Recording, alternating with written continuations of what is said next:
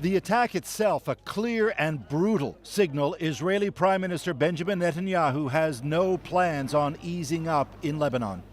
As long as Hezbollah chooses the path of war, Israel has no choice, and Israel has every right to remove this threat.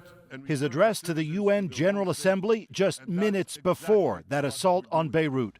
The question now, will there be full-on war?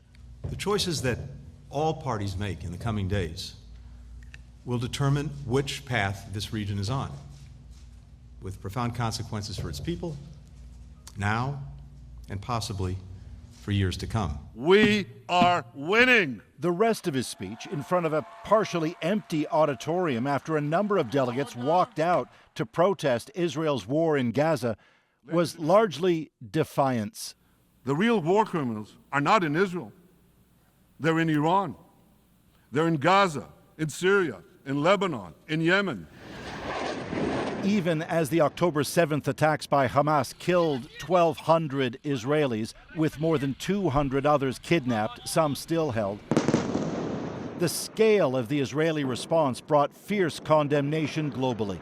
Gaza health authorities say since October 7th, Israeli forces have killed more than 40,000 Palestinians, injuring more than twice that many.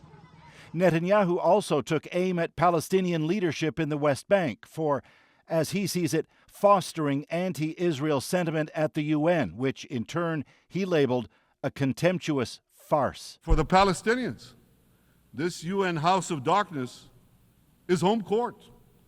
They know that in this swamp of anti-Semitic bile, there's an automatic majority willing to demonize the Jewish state on anything. Netanyahu closed by saying the war in Gaza could end now if Hamas surrenders, gives up its arms, and releases all the hostages. If not, he said, Israel will fight on until total victory.